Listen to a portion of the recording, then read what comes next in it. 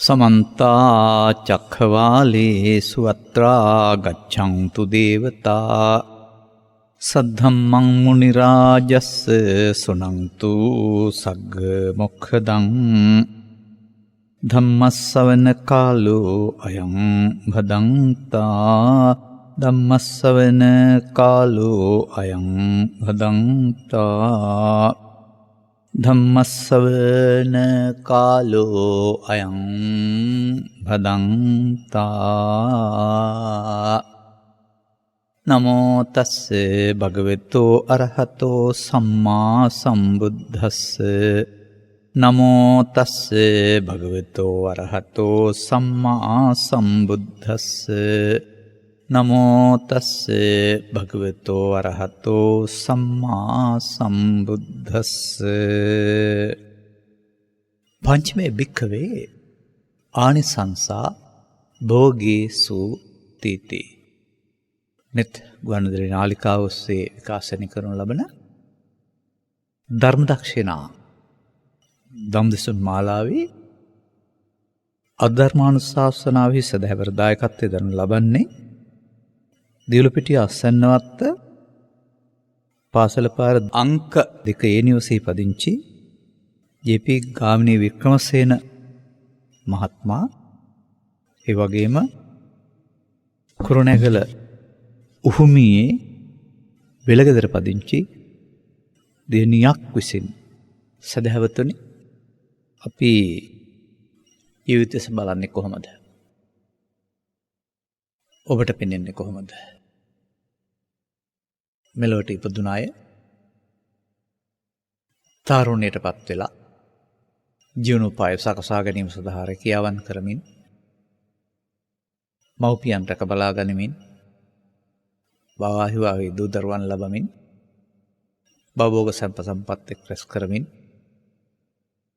ඒවා මනවින් ලැබෙන්නේ නම් ජීවිත සැප තිබෙන බවයි. මෙය ලෝකේ බොහෝ දිනාගේ දර්ශනය. නමුත් මේ දර්ශනයට කිසියම් ඌනතාවයක් තියෙනවා. මේක එපා හෝ වැරදි නෙවෙයි. මේ කියන භවෝග සම්පත් වලට අදාළ ඵල ප්‍රයෝජනය දරා ගන්නට බුදු සමයේ බුදුන් වහන්සේ ගැනීම තුළින් එකතු කරගත්තා වූ තවත් චින්තන සත්‍යයක් දර්ශනයක් උදව් වෙනවා. ඒක නැතුව ගියොත් බර කරත්තේ අදින තනි ගවයා ඇදගෙන යන බර කරත්තේ බවට පත් වෙනවා. පෝරුව හෝ නගුලා දින ගවයින් බාණෙන් එක්කෙනෙක් ඇදගෙන යනවා බවට පත් වෙනවා. මේ දෙකම ඔබට හුරු නම් සමසේ කරගහලා ඇද්දොත් තමයි පාරේ හෝ අතුරේ යන්න පුළුවන් වෙන්නේ. තනි සතෙකුට අදින්න පුළුවන් කමක් නැහැ. මේ නිසා මේ සමාජයේ පවතින මේ කැම්බීම් ඇඳුම් පැළඳුම් රැකියා ආදී සියල්ල තියෙනවා නම් ආය වෙන මොනවද සැප කියලා හිතන චින්තනය ටිකක් දූරදර්ශී මදි. තථාගතවරු කියලා කියන්නේ මිනිස් සිත පිළිබඳව බොහොම පරිශන කරපු අය. ඒ නිසා මේ සැප දුක් දෙකට මනෝපුබ්බංගමා ධම්මා බව මම මුලින්ම දේශනාවල ජනවාරි විතර කිව්වා. මනසාචේ පදුට්ඨේන නම් එක පිටිපස්සෙන් දුක එනවා. මනසාචේ පසන්නේන නම් එක පිටිපස්සෙන් සැප එනවා. එතකොට අර ජීවත් වෙන්න ගිහින් මනසාතේ පදුට්ඨේන පාරෙන් ගිහින් ඔබ සැපහෙව්වොත් ඔබට මේක ලැබෙන්නේ නැහැ. මෙන්න මේ පිළිබඳව අපි කතා කරමු. තව ඉදිරියට කතා කළ යුතු බොහෝ දේවල් තිබියදී මේ යම් යම් පුංචි දේවල් ඔස්සේ කතා කරන්නේ මේවෙන් යම්කිසි පිටුවහලක් ජීවිතේට තිබෙන නිසා.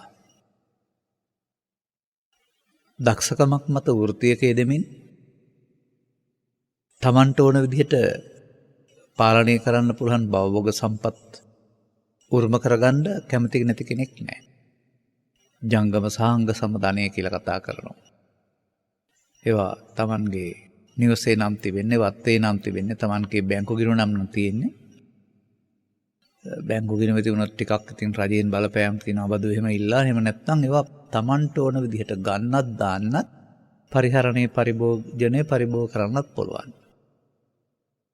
ඒ නිසා තමයි අර Taman සතු කර ගැනීමට ඕනකමක් තිබෙන්නේ. නමුත්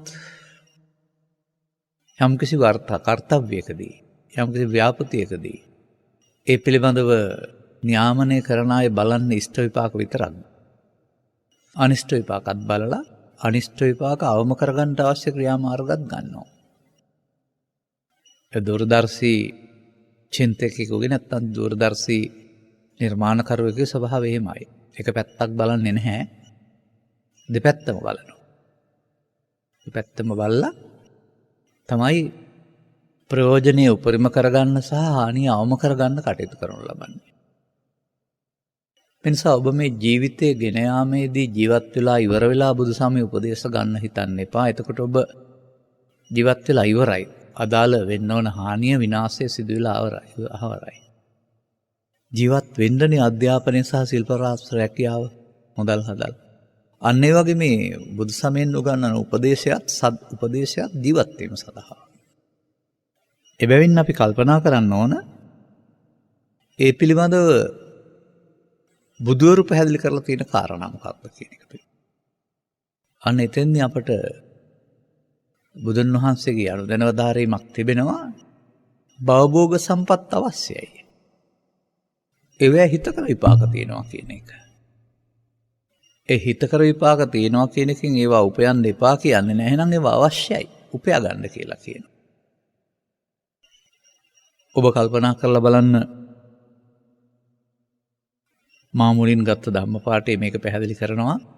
එදානම් භික්ෂුන් වහන්සේලා කියන වචනේ ආමන්ත්‍රණය කරලා තියෙන භික්ෂුන් හිටි බැවින් නමුත් ඔවුන්ට භවභෝග සම්පත් උපදවන්න නෙමෙයි කියන්නේ නැත්තේ. ඒවා දාරන්න නැත්තේ. ඒ භවභෝග සම්පත් නිසා ලැබෙන ඵල ප්‍රයෝජන සමාජයට හඳුන්වා දී භවභෝග සම්පත් වල යහපත් විපාකයක් තිබෙනවා. ඒ නිසා ඒවා ඉපීම සංරක්ෂණය ආදී සියලු කාරණා කළ යුතුයි කියන එක වදාරලා තිබෙනවා. එහෙම වදාරලා ඒ අයට නොපෙනෙන පාරක් පෙන්නනවා. ඒකේ තවත් තියෙන ගැටලුවක් සම්බන්ධයෙන් ඒක විසඳා ගන්න මොකද කරන්න ඕන කියන එක බුද්ධ අවවාදයේ තිබෙනවා. මොනවද මේ පෙන්වන්නේ? තමන් සතු නිවසක්, ගෙවල් දොරවල්, වතපිටි ඉඩකඩම්, එහෙම නැත්නම් යාන වාහන, එහෙම නැත්නම් මිල මුදල්, තවත් ජංගමාංග සම්පත, භවභෝග සම්පත් කියලා කියනවා. මට ඕනේ හැටියට මේවා විහිදම් කරන්න, උපයන්න, පාලනය කරන්න, තීරණ ගන්න පුළුවන්. එතකොට ඒක තමයි තමන්ගේ කියලා කියන්නේ. එහෙම තිබුණොත් මොකද කරන්න පුළුවන්? එහි යහපත් විපාක පහක් පෙන්වනවා දාලා. භෝගනිස්සාය අත්තනෝ සුකේති පීනේති සම්මාසුකම් පරිහරණ. භවෝග සම්පත් නිසා තමන් සතුට වෙනවා. පිනා යනවා. ඒ වගේම සතුටින් පරිහරණය කරනවා. මංගල උත්සවයකට යන්නද, අවමංගල උත්සවයකටද යන්නද, එහෙම නැත්නම් අවශ්‍ය තැනට වීදම් කරන්නද, එහෙත් ගන්න යන්නද ආදී තමන්ට එහි ප්‍රයෝජන රුචි පරිදි ගන්න පුළුවන්. කැමටද, අඳීමටද? නැත්නම් අනිත් අය කනවන අඳින පළඳින නැහැටි බලාගෙන අනේ මට නෑනේ කියලා දුක් වෙන්න සිද්ධ වෙනවා. එහෙනම් තමන්ට කියලා යම් සම්පතක් තියෙන එක සතුටට කාරණයක්. තමන්ට කියලා යම් සම්පතක් තියෙන එක දෙවෙනි කාරණයක් තියෙනවා. මාතා පිතරෝ සුකේති පීනේති සම්මාසුකම් පරිහරති. අන්න අපි මෙලොවට ඇවිදින් ඉන්නේ අම්මලා තාත්තලා නිසා. අපි ශක්තිමත් වෙනකොට අම්මලා තාත්තලා දුර්වලයි. උපයන්න සපයන්න බෑ. උදව් කරන්න වෙනවා, නැත්නම් ළඟ ඉන්න වෙනවා, නැත්නම් ඔවුන්ට ජීවනාධාර දෙන්න වෙනවා. රැක බලා ගන්න වෙනවා. බෙහෙත් ගේන්න යන්න සල්ලි නැත්නම්, කායම් බීම් ඇඳුම් පැළඳුම් ලබා දෙන්න සල්ලි නැත්නම් නෑ කියලා දුක් වෙන්න සිද්ධ වෙනවා. තිබෙනවා නම් මොන බාධක හම්බ වුණත් දැන් වර්තමානයේ ගනිමුකෝ අපිට මේ පහසුකම් සඳහා නොමිලේ පහසුකම් තියෙනවා දුප්පත් අය සඳහා. අධ්‍යාපනය සහ සෞඛ්‍ය වැනි කාරණා. නමුත් ඒවා තදබදේ වැඩි සහ අපහසුයි. නමුත් මුදල් හදල් තියෙනවා නම් ඒවා සල්ලි වලටත් ගන්න තියෙනවා. අතරම් අපහසුයක් නැතුව.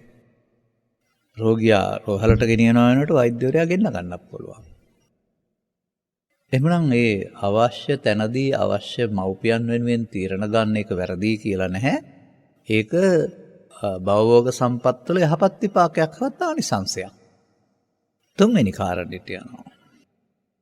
පුත්තදාරස්ස කම්මකාස පුරිසෝ අපි කියමු. සැමියෙක් නම් මේ කතා කරන්නේ බිරිඳ සහ දරුවන් සමග සේවක සේවිකාවන්.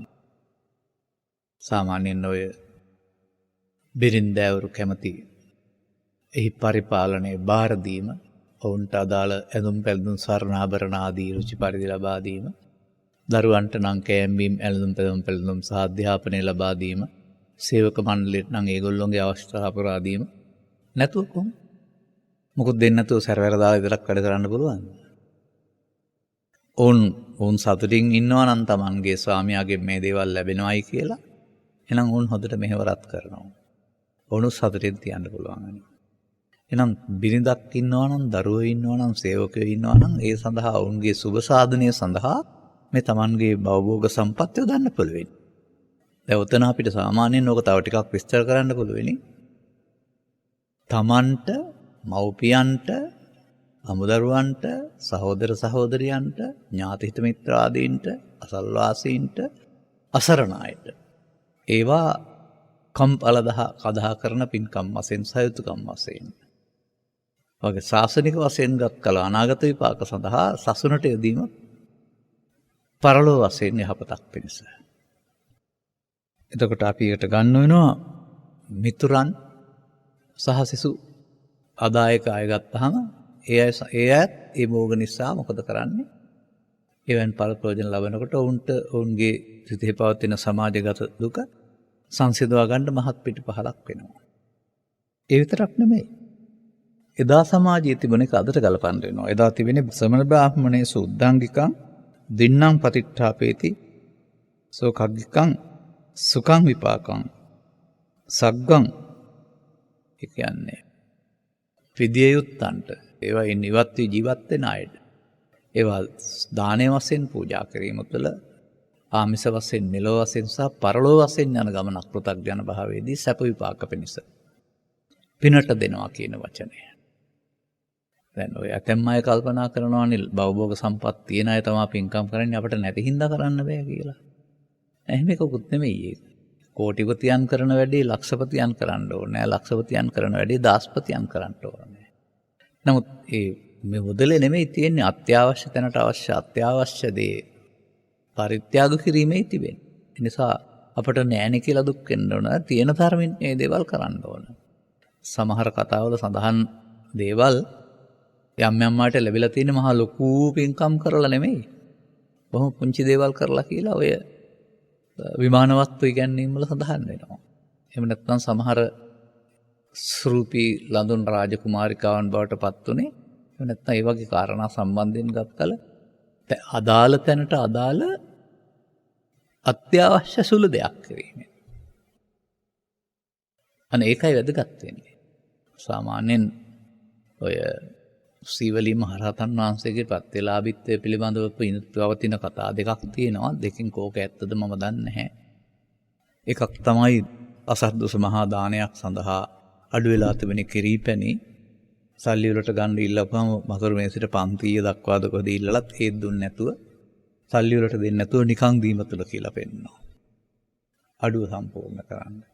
තව දැනක සම්පූර්ණ කරනවා ප්‍රෞද්ධ ජීවිතයේ ඉඳලා දානේ වන්දලා එනකොට ආහාරක් නැතුව දුක් විඳින පුංචි පැටව ටිකක් සාසුනක මාතාවක් දැකලා ඔවුන් මෙයයි කියන කල්පනාවෙන් Tamanගේ ආහාර ටික උන්ට දීම කියලා. අර ඒ මරණයෙන් බය වේරා ගැනීමනේ. ඇත්ත කෝක වුණත් කමක් නැහැ. අර පෙන්වන්නේ සුදුසුම තැන සුදුසු දේ. ඒ නිසා මේ භවෝග සම්පත් තිබෙනකොට ඒවා ප්‍රයෝජනවත් බව සලකා සුදුසුම තැනට ආයෝජනය කරන්නට. ඒ ආයෝජනය කියන්නේ මුදල් උපයන්න නෙමෙයි මේ. අර පරිත්‍යාගශීලීත්වය සම්බන්ධයෙන් ගත් කල ඒ සඳහා නම් මේ සමාජයට දූරදර්ශී දැනීමක් තියෙන්න ඕන. අනවශ්‍ය දේවල් වලට අත්‍යවශ්‍ය නොවන දේවල් වලට වඩා එහි අත්‍යවශ්‍ය බව, ඒ සුදුසු බව, ඒ ප්‍රයෝජනවත් බව කියන කාරණාත් අනුව තීරණ ගන්නට අවශ්‍ය වෙනවා. මෙන්න මේ විදිහට අපිට පැහැදිලි වෙන කරුණක් තමයි මේ ලෝකේ ජීවත් වෙන්න ඉපදුනහම ස්ත්‍රී පුරුෂ ආගමික අන්‍යාගමික දේශීය ජාත්‍යන්තර වේදකින් තොරව භවභෝග සම්පත් උපයන්න ඕන කියන එක. ඉතින් ඒක වැරදි කියලා නෑ නේ බුදුන් වහන්සේ. ඔක්කොම දාලා පාරට බහින්න කියලා හරි එහෙම වදාරලා නෑ. ඒවත් තිබෙනවා නම් නැතිකමේ දුක විඳින්න වෙන්නේ නෑ. එහෙමයි මට ඒක කියන්න තියෙන්නේ. ඒවා අනිත් අයවා තියෙනකොට විඳින සුව පහසුව බලාත් අපට මේවා නෑ නේද කියලා පශ්චාත්තාප වෙන්න දුක් වෙන්න එහෙම නැත්නම් අඩු පහසුකම් ලබන්න සිද්ධ වෙනවා. අපි හිතමුකෝ වාහනයක යන්න පුළුවන්කම තියෙනවා පෞද්ගලිකව. නැති කෙනා පාරේ වාහනයක යන්න වෙනවා. එතකොට අර සුව පහසුව අඩුයිනේ. අදාළ වෙලාවට යන්න බෑ. එතකොට බලන් ඉන්න වෙනවා පාරට. නමුත් වාහනයක් තියෙනවා නම් අදාළ වෙලාවට යන්න පුළුවන් පිටත් වෙලා. වෛද්‍ය පහසුකම් තියෙනවා. නොමිලෙත් තියෙනවා, සල්ලි වලටත් තියෙනවා. සල්ලි නැත්නම් නොමිලි ගන්න පුළුවන්. නමුත් එතන පොලිම තියෙනවා, බලන් ඉන්න වෙනවා. නමුත් හදිස්සි නම් අත්‍යවශ්‍ය මොහොතක මුදල් තියෙනවා නම් ඒ බෙහෙත් ටිකම තව තැනකින් ගන්න පුළුවන්. අධ්‍යාපනයත් එහෙමයි. අධ්‍යාපනය නොමිලි ලබා ගන්න පුළුවනි. නොමිලි කිව්වටත් නොමිලි නෙවෙයි. අද ඒකටත් බොහෝ දේවල් එකතු වෙනවා. එහෙම නැත්නම් පෞද්ගලිකව මුදල් ගෙවා ලබා ගන්න පුළුවනි. එතකොට අර සුබ සාධන මට්ටම තිබෙන්නේ තියන අය සඳහා සූරා කන්න නෙවෙයි. නැති අයට ඒ සුබ සාධනේ උදව් කරගන්න. Tamanට හැකියාවක් තියෙනවා නම් Taman ඒ අයට කරදර නොකර ඒ මුදලෙන් මේ දේවල් සපයා ගන්න ඕන. දැන් මෙන්න මේ විදිහට එක පැත්තක් සම්බන්ධයෙන් තථාගතයන් වහන්සේ පැහැදිලි කරලා තිබෙනවා Tamanට මේ කියන කෑම්බීම් ඇඳුම් පැළඳුම් භවභෝග සම්පත් ආදී දේවල් පරිහරණය කරන්න තීරණ ගන්න පුළුවන් හැකියාවක අනන්‍යතාවයක් තිබෙනවා නම් තමන්ගේ ශාරීරික මානසික සෞඛ්‍ය අවශ්‍යතා සඳහා මව්පියන්ගේ අවශ්‍යතා සඳහා බිරිඳ සහ දරුවන්ගේ ඥාතිත මිත්‍රාදීන්ගේ අවශ්‍යතා සඳහා ආගමේ අවශ්‍ය සඳහා පරිත්‍යාග කිරීමෙන් ලබා දීමෙන් එකක් පරිත්‍යාග කිරීමක් එකක් පූජාවක් එකක් සංග්‍රහයක් එක වචන තියෙනවා. දැන් අවුරුදු 20ක් 25ක් යනතුරු දරුවන්ට කෑම්බීම ලබා දෙන්නේ පින්තක නෙමෙයිනේ. ඔවුන්ට ඒකට තියෙන උරුමයක් මොකක් හරි. ඒ නිසා ඒක යුතුයකමකට කිරීමක්. Taman හැදුව වැඩුව මව්පියන් ගත්තාම ඔවුන් වයෝවෘද්ධ භාවයට පත් වෙනකොට ඒකත් අන්‍යෝන්‍ය යුතුයකම් වශයෙන් පැහැදිලි කරලා තිබෙනවා.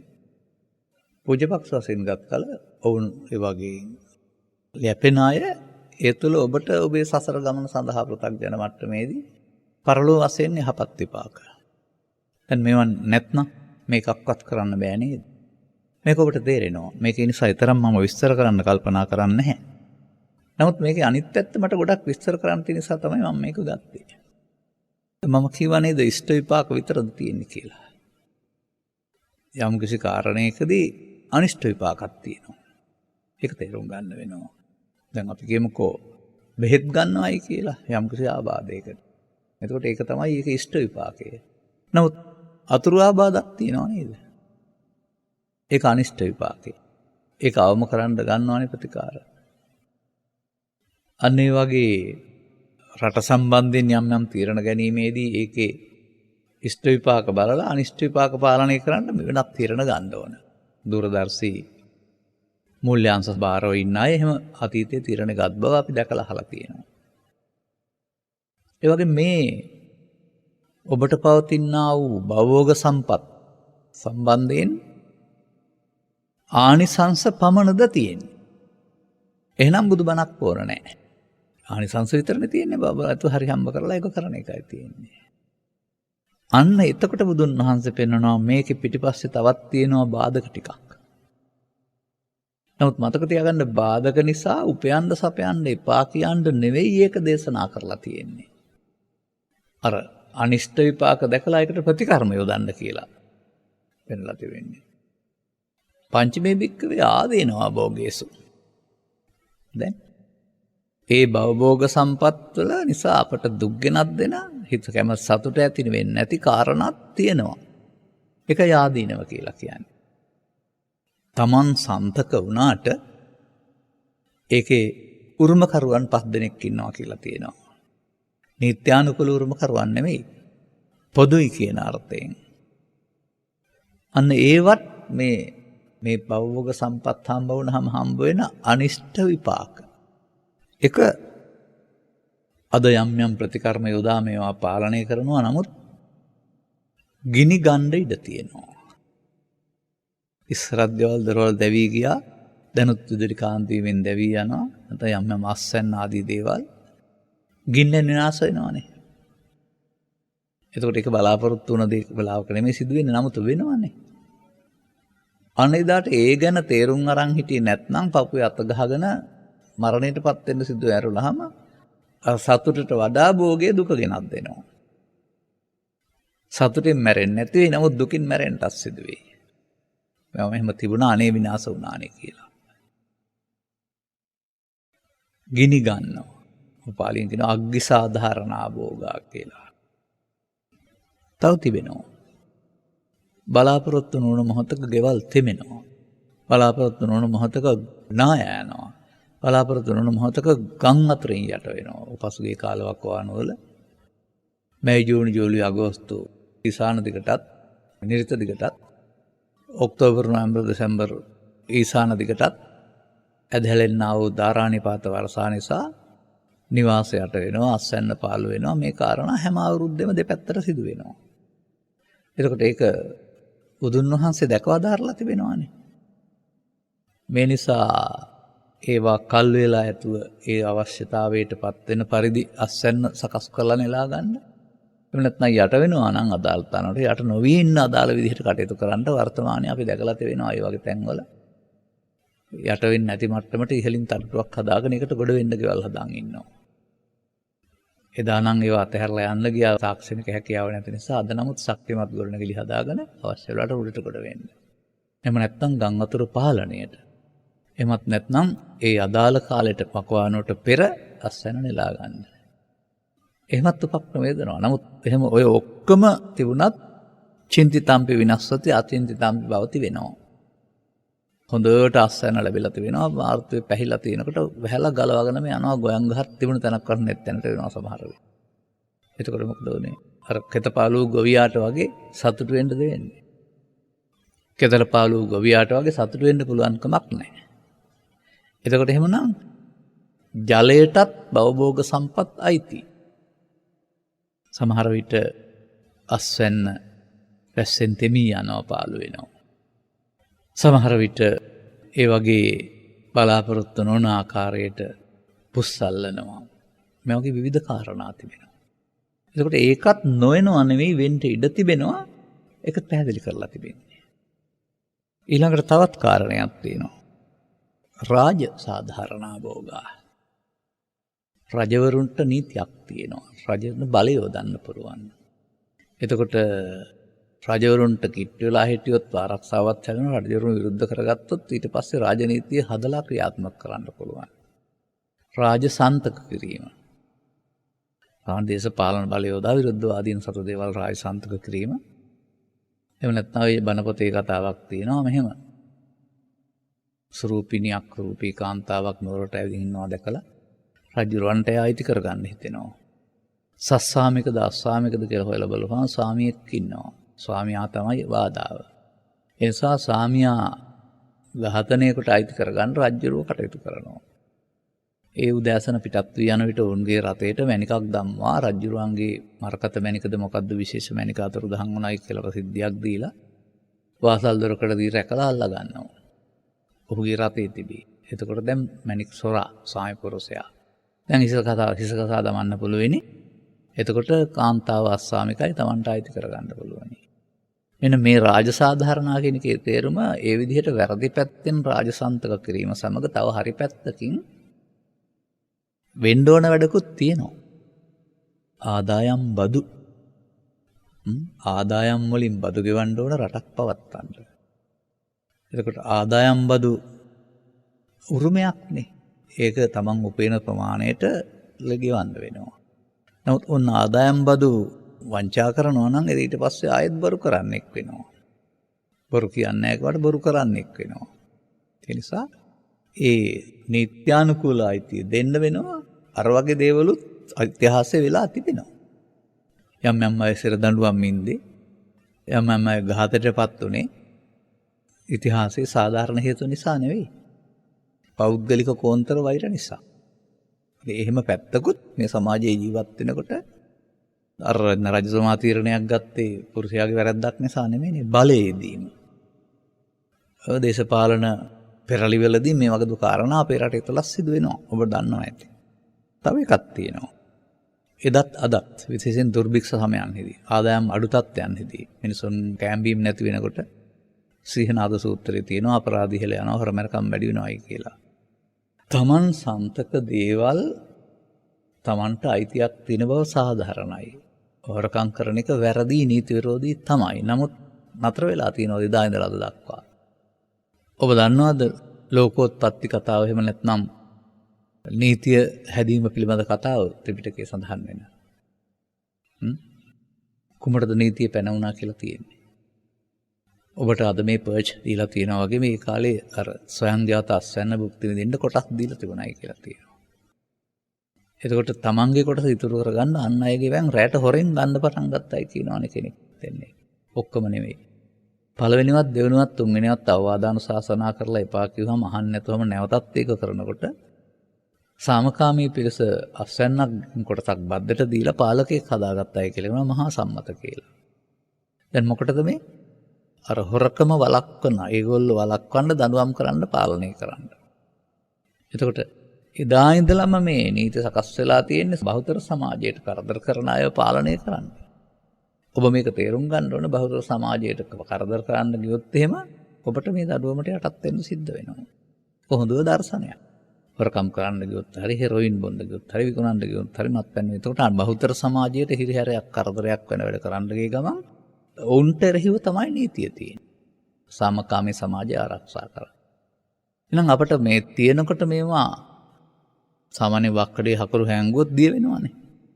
අන්න ඒ වගේ මේ උරුමයක් සොරුන්ටත් තියෙනවා. ඒ කියන්නේ උරුමයි කියන්නේ සාධාරණ අයිතියක් තියෙනවා කියලා නෙමෙයි හොරු ගන්න පුළුවන්. අග්ගි උදක රාජචෝර අග්ගි සාධාරණා භෝගා උදක සාධාරණා භෝගා රාජතාරධාරණා භෝගා චෝර සාධාරණා භෝගා තව එකක් තියෙනවා. දැන් මෙතනින් එහාටයි බණ ටික තියෙන්නේ. මේ ටික මතක් කළේ ඇත්ත නේද මේ බුදුන් වහන්සේ වදාළ දේ ඇත්ත නේද කියලා තේරුම් ගන්න. ඔබට මේ ප්‍රායෝගික ගැටලුව තියෙනවා නේද? තව තියෙනවා. Taman කැමති Tamanගේ බිරිඳට දරුවන්ට විතරක් අයිති වෙනවා. නමුත් හොරෝ පොලියලා එහෙම නැත්නම් වැරදි ආකාරයෙන් තවත් Taman කැමති නැති අයටත් ඕවා අයිති වෙනවා අයිති කරගන්නවා. වර්තමාන සමාජයේ. ඒකට Taman ප්‍රිය නැති පුද්ගලයන් සඳහාත් මේවා උරුම වෙනවා නීතියෙන් උරුම කරගන්න. අපි කියමුකෝ බිරිඳ අමනාප වෙලා ඉන්නේ කියලා දැන් කැමති නෑ උරුම වෙනවට. නමුත් නීතියෙන් උරුම වුණාම දෙන්න වෙනවා. අන්න ඒ වගේ Taman සන්ත සියල්ල තියනවට කැමති. නමුත් නීතියෙන් ගත්තාම සහෝදර සහෝදරියන් අතර බෙදලා යන්න වෙනවා. දැන් අකමැත්තෙන් දෙන්න වෙනවා. ඉතින් ඒක අයිතිය තියෙනවා අකමැත්තනේ දුක් ගෙනත් දෙන්නේ. දැන් මේකේ බලන්න මම පෙන්නපු කාරණාව. ආනිසංසයේදී Tamanට බිරිඳට දරුවන්ට මව්පියන්ට සමාජයට ශාසනයට කටයුතු කරලා සතුට වෙන්න පුළුවන් නන්න සැප. ඒවාම ගින්දරෙන් ජලයෙන් සොරසතුරන්ගෙන් රජුන්ගෙන් අන් අය සතු වීමේදී කැමති නැති අය සතු වීමේදී දුක. දැන් ඉතින් මේ අන් අය සතු වෙනවා මේක නිසා දුකටපත් වෙනවා කියලා මේව හම්බ කරන්න එපා කියලා තීරණයකට આવොත් හරිද? එහෙම තමයි අපේ රටේ හිතන්නේ සමහර අය. මේවා හරි කරදරයි. මම ඔක්කොම ටික කාට හරි පූජා කරලා කැලේට ගියාම හොඳයි කියලා හිතන අයත් ඉන්නවා. ඔවුන්ගේ අදුරදර්ශී බව. එහෙම ගියාම ඔවුන් අන් අය මත යැපෙන අය බවට පත් වෙනවා. ඔවුන් යැපෙන්න කවුරු හරි හොයන්න වෙනවා. එනිසා මේ ජීවිතේ ඉපදුනහම යාමේ යැපෙන්න ඕන. යැපෙන්න උපයාස අපයා ගන්න ඕන. උපයාස අපයා ගන්න නැති කෙනෙක් ඉන්නවා නම් ඒ අය අන්සඳහා අනිත් අය උපයන්න වෙනවා. ඒ නිසා අදාළ ප්‍රමාණයට සම්පත් ඒකරාශි කරන භුක්ති විඳීම පරිහරණයේ පරිභෝජනයේ වැරදි හෝ පාපකාරී හෝ කියලා බුදු සමයේ තියනවාද? දැන් මෙහෙම එනකොට මොකද කරන්න ඕන? අන්න ඒකයි තේරුම් ගන්න ඕන කාරණා. බුදුන් වහන්සේ කියන්නේ මෙතනයි තිබෙන්නේ. පුට්ටස්ස ලෝක ධම්මේහි චිත්තං යස්ස කම්පති කියලා නෑනේ. පුට්ටස්ස ලෝක ධම්මේහි චිත්තං යස්ස නකම්පති කියලා තියෙන්නේ. අන්න මෙහෙම වෙන්න පුළුවන් වුණාම එදාට අඬන්න දොඩන්න වැළපෙන්න මැරිලා වැටෙන්න වෙන්නේ නැති වෙන්න ඒක දැනගෙන හිත හදා ගන්න පුළුවන් තැනට දියුණු දෙයක් බුදු සමයෙන් ලබා දෙන්නේ. මේවා මෙසේ විය යුතුයි මමම සතු විය යුතුයි කියලා හිතාගත්තාම Taman තීරණයක ඉන්නවා. දැන් කැමති දේ නොවනකොට දුක එනවා. අනේ මෙහෙම විනාශ වුණානේ ගත්තානේ ආදී වශයෙන් අනන්න දුරන් ලැබෙන්න මැරිලා වැටෙන්නම සිද්ධ වෙනවා. හොඳයි අපට තේරුම් ගිහින් තිබුණොත් මේවත් ඔවුන්ගේ උරුමයන් කියලා. එදාත පුට්ටස්ස ලෝක ධම්මේහි ඔබට ලෝක ධර්මයේ තර්ජනය කරයි. අනිත් අයට වගේ අඩන්න දඬ වැළපෙන්නේ නැතුව ඉන්න පුළුවන් නේ. දැන් විසාකාවගේ අවවාදවල තියෙනවා දෙන්නන්ට දෙව නොදෙන්නන්ට දෙව දෙන්නන්ට නොදෙන්නන්ටත් දෙව කියලා. එහෙමකක් තියෙනවා. මේ පුද්ගලයන් අතුරු කිරීමේදී ඔවුන්ට යම් කිසි දෙයක් ඕන වුණාම ආපහු දෙනා එන්න පුළුවන්. එහෙනම් ඒගොල්ලන්ට දුන්නට කමක් නැහැ. සමහරු දෙන්නේ නැහැ. එහෙනම් ඒගොල්ලන්ට දෙන්න එපා. නමුත් උදව්වක් ඕන නම් ඒගොල්ලන්ට ගන්න බලාපොරොත්තුවක් නැතුව දෙන්නන්ට නොදෙන්නන්ට. එයා ඒක බලාපොරොත්තු අතහැරලා ඒ දේ කරාට කමක් නැහැ. දුක ගෙනත් දෙන්නේ බලාපොරොත්තු දීම නෙමෙයි.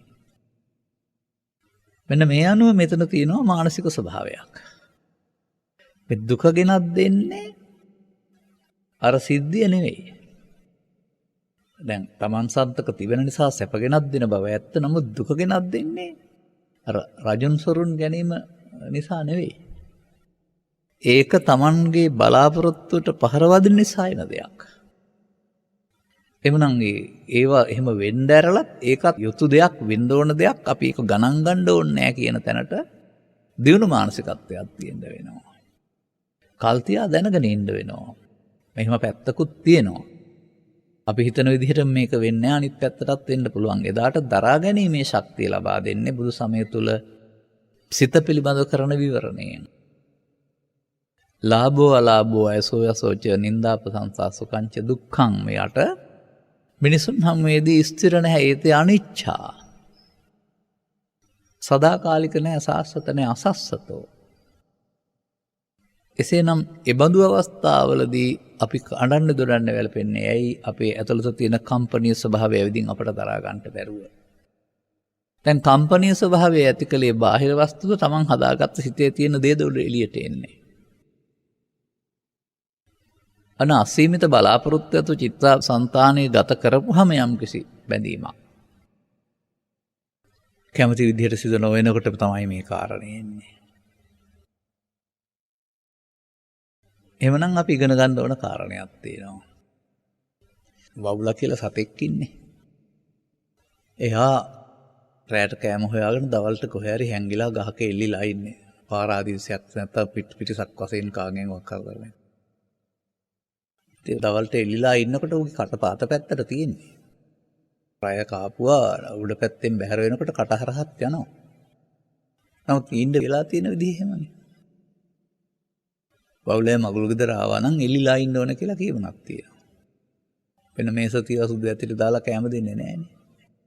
ඒ වගේ මේ ලෝකෙට ආවා නම් භවෝග සම්පත් හොයන්න ඕනේ. ලාභය සැප දුක් නින්දා ප්‍රසායස කියන එක ඒකට තියෙන හොඳ පැත්ත සහ නරක පැත්ත දෙපැත්තක්. හොඳ පැත්ත අහිමි වෙනවා කියන කාරණේ සහ නරක පැත්ත එනවා ඒකට දරා ගන්න ඕන කියන ශක්තිය උගන්වන්නේ නැහැ බුදු සමය තුළ උගන්වන ධර්මයෙන් කරුණාම අර බාහිර අධ්‍යාපනය තුළ දක්ෂකම ධනවත්කම තුළ උගත්කම තුළ උපාධිය තුළ. අන්න ඒකයි ප්‍රායෝගික බුදු සමය කියලා කියන්නේ. මේවා හොඳ පැත්තට වගේම නර පැත්තටත් හෙදෙන්න පුළුවන්. අපි එදාටත් අනන්නේ දොනන්නේ නැතු වෙන්න hina වෙලා ඉන්න පුළුවන් විදියට සිත හකස් කරගන්න බුදුබණ අහන්න ඕන. දැන් නැතැම්ම යම් කිසි ව්‍යාපාර ආරම්භ කිරීමේදී සොකී ප්‍රාග්ධානේ ඔක්කොම යොදලා ආරම්භ කරනවා. බැරි වෙලාවත් ඒක බංකොලොත් වුණොත් ඉන්හාට පටන් ගන්න විදිහක් නැහැ නේද? නමුත් තවත් බංකොලොත් වුණොත් පටන් ගන්න තවත් ටිකක් තියාන පටන් ගත්තොත් සියල්ල එකට වියදම් කරන්න නැතුව. එතකොට එකකින් වැටෙනකොට තව එකකින් පටන් ගන්න පුළුවන්. අනිවාර්ය මේ කියන කාරණා ඔබ සතු මේ කියන කාරණා ඔබට හිමිවන විට ඔබ පෘථග්ජන භාවයේ නම් අනනුවදනවා වැළපෙනවා දුක් වෙනවා. මොකද හිතුව දේ උනේ නැහැ කියලා. දැන් දුක ගෙනත් දුන්නේ භවෝග සම්පත් තිබීම නෙමෙයි අසීමිත බලාපොරොත්තු. අන්න මේක මෙහෙම වෙන්න පුළුවන්. මම ඕක දැනගෙන හිටියා. මේක මෙහෙම වෙනවා කියන එක තේරුම් අරන් හිටියා කියන එක දැන් අර මට මතකයි ඉවසන දාන ආරූප විදිහට ජයකොඩියයි මම කිසිත් නොකිය ඉන්නේ ওই කාරණේ දන්න නිසායි කියලා මට පාඩම් වෙච්ච පදයක් තියෙනවා ළමා කාලේ.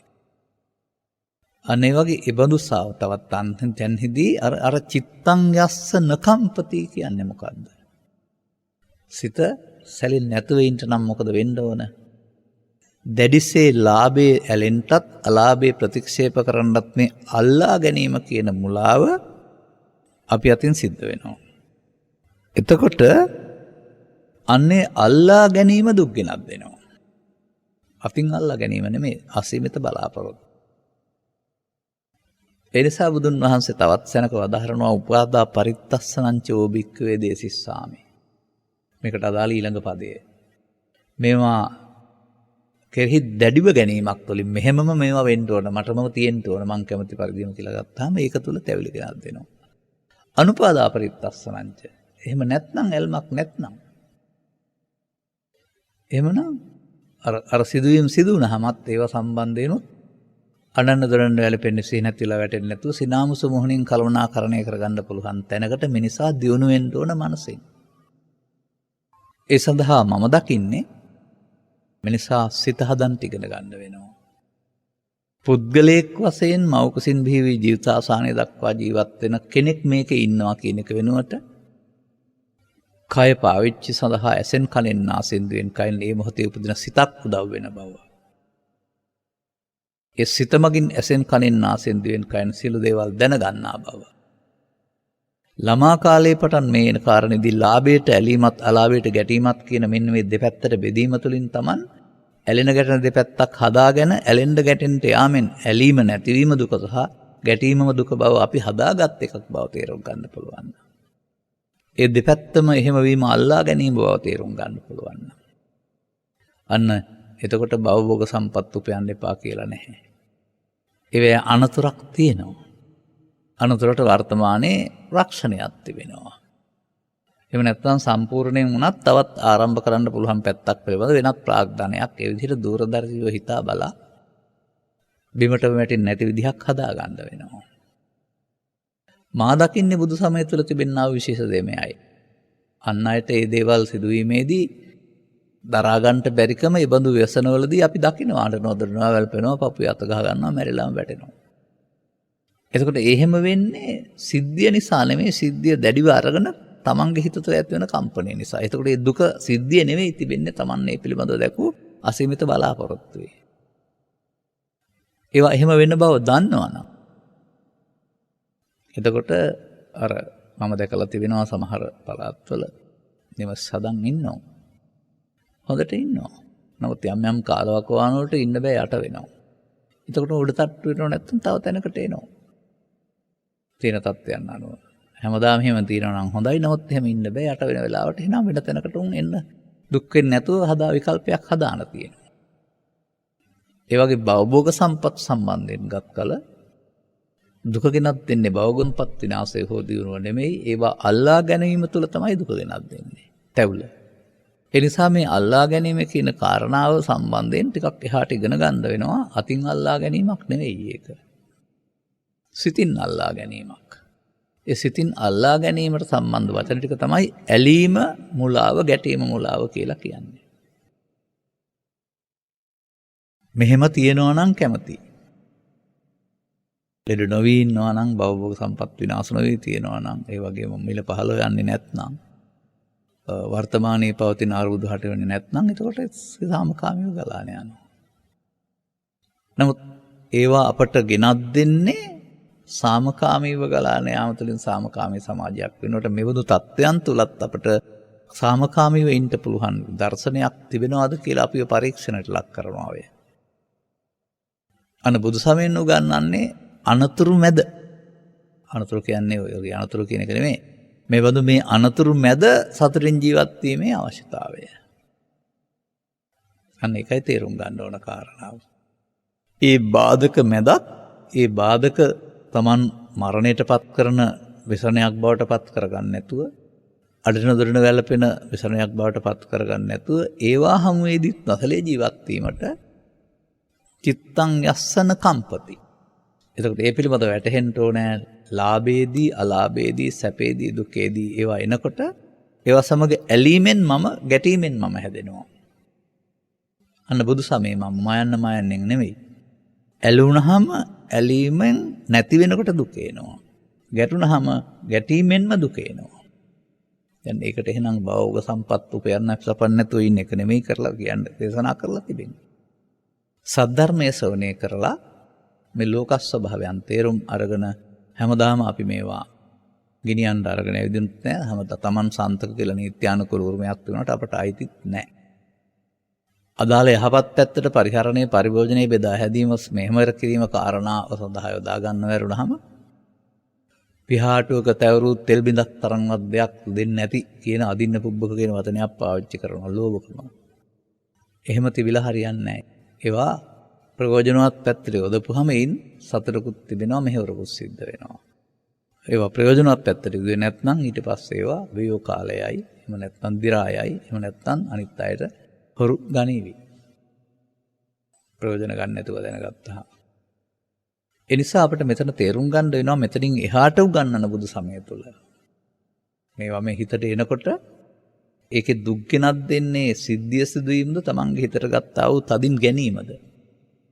තදින් ගැනීමකටපත් නොවි අවසන් කරන්න මොකද කරන්න ඕනේ? මම හිතනවා බුදුරජාණන් වහන්සේ වදාළ සංඛාරයන්ගේ අනිත්‍ය කියන පදෙන් පැහැදිලි කරනවා ඇත්තේ. විසංඛාර ගතං චිත්තං කියන පදෙන් පැහැදිලි කරනවා ඇත්තේ. මෙන්න මේ විදිහට මේ අනතුරු මැද දුකකින් කම්පනයකින් තොර ජීවත් වීමේ කලාව මිනිසාට ඉගැන්වීම. දැන් එතකොට මේ භවභෝග සම්පත් විනාශය සිදු වෙන්නේ පැවිද්දන්ට විතරක්ද? ගිහියන්ට විතරක්ද? නෑ, කොතන හිටියත් මේ සිද්ධිය සිදු වෙනවා. අන්න එහෙනම් ඒ අටලෝ දහමට අදාළ කාරණාවට උපේක්ෂා සහගතව මුහුණ දීමට මිනිසා හුරු කරන එක තමයි බුදු සමයෙන් පැහැදිලි කරන්නේ.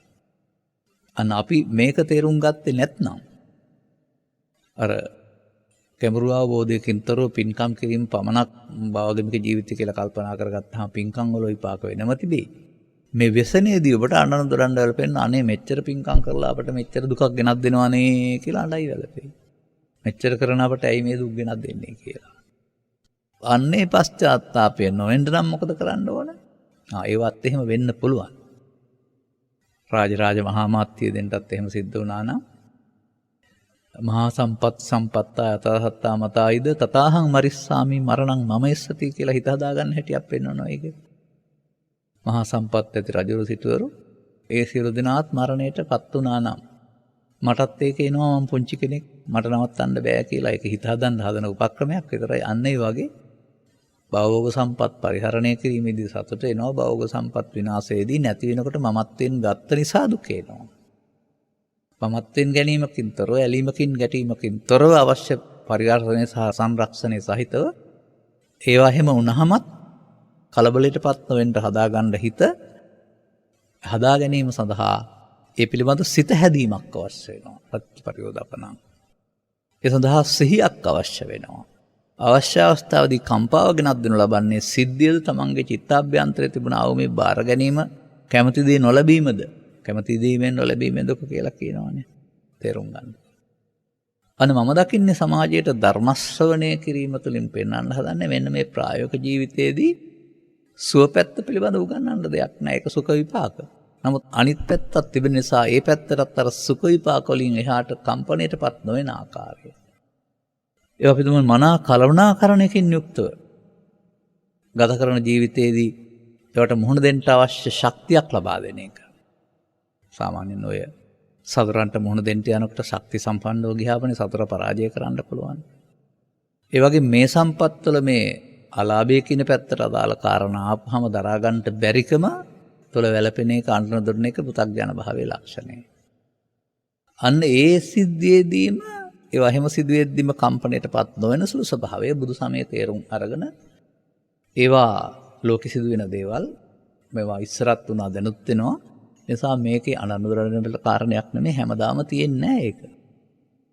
පාඩුව හැමදාම තිබෙන්නේ නැහැ. අලාභය හැමදාම තිබෙන්නේ නැහැ. නින්දාවත හැමදාම තියෙන්නේ නැහැ. ඒතේ අනිච්චා මනසේසු ධම්මානේ. ඒ මොහොතට කලබල වී තීරණ ගන්න නැතුව ඒ මොහොත පසු වෙන තුරු නිහඬව හිටීම තුළින් එහින් සිදුවෙනා වූ හානි සියල්ල අවම කර ගන්න පුළුවන්.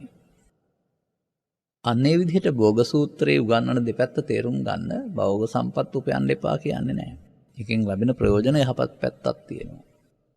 නමුත් අපි දන්නේ නැත්නම් ආදීනවයන්ට මුහුණ දෙනවා. ඒ නිසා ආදීනවයන්ට මුහුණ දීම සඳහා දැනගන්න. ඒකයි මොකේ අහිතකර විපාක, අනිෂ්ට විපාක කළමනාකරණය කරගන්න දන්න කෙනා නැත්නම් පාලකයෝ සකස් කරනවා. ඉෂ්ට විපාක බලාපොරොත්තු වෙනවා, අනිෂ්ට විපාකට පිළියම් බදනවා. අනිෂ්ට විපාක දරා ගැනීම සඳහා හිත හදා ගැනීම සතිත්ත පරියෝදාපනං කියලා පෙන්නන්නේ. ඒ ලෝකේ තියෙන ඒවත් එක්ක අපි ඇල්ලලා ඉන්න හිත වෙනම කාරණයක්. අරවට මොනවා වුණත් ඇලෙන සිත නිසා දුක් ගෙනත් දෙනවා. ඇලෙන්නේ නැත්නම් ඒ දුක් දෙන්නේ නැහැ කියන එක. අල්ලා ගැනීමෙන් තැවුල, අල්ලා නොගැනීමෙන් තැවුල කියන්නේ. අන්න ඒ විදිහට අර මෙහෙමම වෙන්න ඕන කියලා අල්ලා ගැනීම බලාපොරොත්තුව තමයි මිනිසාට දුක් ගෙනත් දෙන්නේ. අල්ලා ගන්න නැත්නම් තැවෙන්නේ නැත්නම් ඒ පිළිබඳ ඔහුට ගැටලුවක් ප්‍රශ්නයක් මතුවෙන්නේ නැහැ. අන්න ඒ විදිහට මම දකින්නේ බුදු සමයේ ජීවිතයේ දෙපැත්තක් පැහැදිලි කරලා ජීවන ගැටලු වලට ශක්තිමත්ව මුහුණ දීම සඳහා පුරුද්දක් ඇති කරන එක කරන්නේ. ඒකයි මෙතන අවවාදය. ඒක තේරුම් අරන් හිටියේ නැත්නම් තමයි අර වගේ දේවල් අවස්ථාවදී අනේ අපටත් මෙහෙම වෙනවා කියලා මෙච්චර පින්කම් කරලා තිනවා, මෙච්චර සාධාරණ ජීවත් වෙලා තිනවා, අපටත් මෙහෙම වෙනවනේ කියලා ඔළුවේ අත ගහගෙන වැළපෙනවා. ඒ අග්ගියුදක සාධාරණ කියන කාරණාවලදී යම්කිසි එහෙම එකක් තිබෙනවා. නමුත් ඒකේ තව පැත්තකුත් තියෙනවා පෙන්නනවා. එහෙමත් මේ දැහැමියෝ සාධාරණ උපයාසපයා ගත්තොත් එහෙම හානි වෙන්න තියෙන කාරණාත් අවමයි කියලා පෙන්නනවා තවත් සූත්‍රයක. අනේ නිසා ඒව හානියට ඉඩකඩ තිබෙන්නේ විශේෂයෙන් අසාධාරණ ලෙස හරිහම්බ කරගත්ත දේවල් වල කියන එකත් සාධාරණ දේවල් වලට එහෙම වෙන්නේ නැහැ කියන කාරණාවත් පිටකේ උගන්වනවා. එනුත් පෙළවීමක් ඇති කරනවා. උපයාසපයා ගන්න දේවල් නීත්‍යානුකූලව සාධාරණ විපුල ගන්න ගහෙන් ගෙඩියෙන් ආයිසේ ලක්ෂපති කෝටිපති වුණොත් ඉතින් ওই පුවත්පත්වල තියෙනවා ඒ වගේ ඉතා ඉක්මනින් ධනවත් වෙච්ච අය යන මන් නැතුව අතරමං වෙච්ච හැටි. මොකද ඒවා මාර්ගයේ උපයන මාර්ගයේ සාධාරණ නැහැ. අනේ එහෙම පැත්තකුත් තියෙනවා. අර ශක්තිමත්ව සාධාරණ උපයාසපයාගත්ත දේ සම්බන්ධයෙන් අනිත් අයට උරුමයක් නැතිකමකුත් මේකේ තියෙනවා. මෙන්න මේ අදාළ කරුණු තේරුම් අරගනිමින් ලබාගත් ජීවිතය තුළ බාහිර පැත්තින් ගිහිල්ලා යමක් සමාගන ලබන සැපත ලෝකෝත්තර සැපත කියලා කියන්නේ නැතුව මේවා නිසාම දුක් කරදරෙන්න තියෙන බව දැනගෙන ඒක කලබනාකරණය කරගන්නට බුදු සමෙන් නොගන් ලවන්නා වූ සංස්කාරයන්ගේ අනිදුක්ඛ අනාත්මය. අල්ලා නොගැනීමෙන් නොතෙවුල. නැත්තම් පංචස්කන්ධය අනාත්මය කියලා වදාලේ ඕකට අදාළ මුහුණ දෙන ක්‍රමය. එහෙම නැත්තම් සිහියෙන් කටයුතු කිරීම කියලා. සිහියෙන් කියන එක ඔබ දකින්නට වඩා මේ අභියෝගයන්හිදී නොසැලී සිටීමට අදාළ කරුණු අපි ඉදිරි ධර්ම දේශනාවකින් සාකච්ඡා කරනු ලබනවා. ඒ නිසා බුදු සමයෙන් ගත යුතු මේ කලමනාකරණ ප්‍රයෝජනෙ ඔබේ හිතේ සකස් කරගෙන ලබාගත් ජීවිතයේ විඳවන එක වෙනුවට ඒවා නිසා වෙන අභියෝගයන්ගෙන් කම්පණයටපත් නොවි ඉඳින්නට අවශ්‍ය දැනුම රැස් කරගන්නට දැක්ම ලබා ගන්නට ඔබට මෙම කරුණු පැහැදිලි කිරීම උපනිශ්‍රේවා හේතු ආසනාව වේවායි කියන සුභාශිංසනයේ ප්‍රාර්ථනා කරමින් මම ධර්මානුශාසනාව මෙතකින් අවසන් කරනු ලබනවා. අද ධර්මානුශාසනාවෙහි සදහපර දායකත්වයේ දියුලපිටිය අස්සන්නවත්ත පාසල පාර අංක 2 ධර්ම ස්ථානයේ පදිංචි ජේ.පී. ගාමිණී වික්‍රමසේන මහත්මයා. ඔහුගේ පුණ්‍යානුමෝදනාවේ මෙට සිව් වසරකට පෙර අභාවප්‍රාප්ත වන්නට යෙදුනා වූ 2018 3 වෙනි මාස 28 වෙනි දින දියුලපිටිය අස්සන්නවත්තේ පදිංචිව සිටි නයනා පද්මලතා විශ්‍රාමික ගුරු මාතාවට මෙම ධර්ම දානයේ කුසලයේ කර්ම බලයෙන් ඉක්මන් භවයකදී ධර්මාවබෝධය ලබා උතුම් නිවනින් සැනසීමට හේතු වේවායි ප්‍රාර්ථනා කරන්නේ ආදරණීය ස්වාමි පුරුෂයා ගාමිණී වික්‍රමසේන, දියණිය ගමාලී හංසිකා, සොහිරිය දර්ශනී රූපිකා සහ බෑනාවන සඳුන් සුයාම යන අය විසින්. විශේෂයෙන්ම අපි එතුමියට උපහාරයකුත් කරමු. උපහාරයක් වේවා අවශ්‍ය නම් පින් අනුමෝදන් කරන මතු භවයකදී මිනිසත් බව ලබා නිවන් හිල් කරගනිත්වා කියලා. එසේම දෙපාර්ශවයේම මේගිය සියලුම මව්පිය ඥාතීන්ටත් සුගතිගාමීව ඉක්මන් භවයකදී නිවන් සෝයට පත්වීමටත් සුජීවත්ව සිටින්නා වූ සියලු දෙනාටත් නිදුක් නිරෝගී සුවය සහ ගරු දේශකයන් වහන්සේට නිදුක් නිරෝගී සුවය චිරජීවනයේ පිණිසත් මෙම ධර්ම දානමය පුණ්‍ය කර්මයේ හේතු වේවායි ඉතසිතින් ප්‍රාර්ථනා කරනවා, මෙත්සිතින් ප්‍රාර්ථනා කරනවා වුන්. ඒ වගේම කුරුණෑගල උහුමිය වෙලගෙදර පදිංචි දියණියක් විසින් මේ දායකත්වයේ දරා තිබෙනවා. අද දිනට යෙදෙන 32 වන උපන්දිනය නිමිත්තෙන් මෙම ධර්ම දානය සඳහා දායකත්වය දනු ලැබෙනවා. හොඳ අදහසක්. ඒ ගැන සුබපතමු පස්සේ.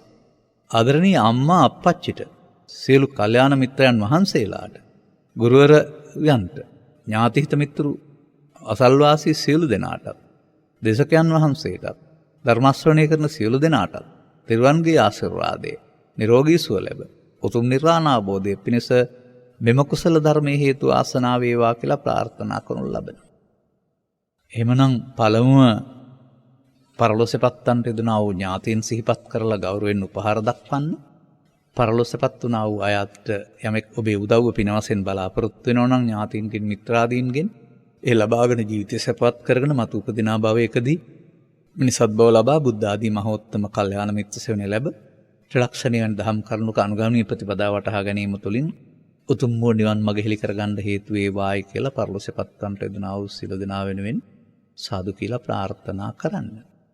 ඒ වගේම උපන්දින සමරන දිනේට තම ධර්ම දාන ආනිසංසය හැම දිනා වෙනුවෙන් යහපතක් ප්‍රාර්ථනා කරලා තිනවා. එතුමියටත් අපි සුබ උපන්දිනයක් සමග නිතුන රෝගී සුව සහ චිර ජීවනයත් යහාත්ම වශයෙන්ම සද්ධර්ම අවබෝධයත් ලබන්නට හේතු වේවායි කියලා අප ඇතුළු නෙත් නාලිකාවේ හැම දිනා ප්‍රාර්ථනා කරනු ලබනවා. ඒ වගේම මේ ධර්ම දේශනා දෙක සහ අනුග්‍රහක දැක් වූ සහ ධර්ම ශ්‍රවණය කළ හැම දිනාටමත් සුජීවත්ව වාසය කරන්නා වූ හැම දිනාටමත් ඕන් පැතුව හැම දිනාටමත් මේ ආනිසංස අවබෝධය මෙලොව වශයෙන් නිදුක් නිරෝගී සුවය සහ චිරජීවනයේ පිණිස හේතු වේවා.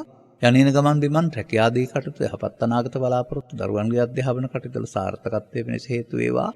පවතිනා වූ රෝග පීඩාවක් ඇතනම් අවම කර ගැනීමට දුරු කර ගන්නට ලැබේවා. පාප මිත්‍රාදී සෙවණයන්ගෙන් වෙන් වේවා. කල්යාණ මිත්‍ර සෙවණේ ලබා ත්‍රිලක්ෂණයන් වැනි දහම් කරුණු වල ගැඹුර අවබෝධ කර ගන්නට ලැබීම තුළින් ඔවුන්ට සකල දුක්ඛයන්ගේ නිමාවන්නා උතුම් නිර්වාණ සොයම් සැනසෙන්නට හේතු ආසනාව වේවායි.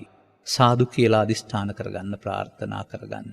ආකාසට්ඨාජ බුම්මට්ටා දේවානාගා මහිද්దికා පුඤ්ඤන්තං අනුමෝදිත්වා චිරං රක්ඛන්තු තං සදා. සෑම දිනාටම තෙරුවන් සරණයි.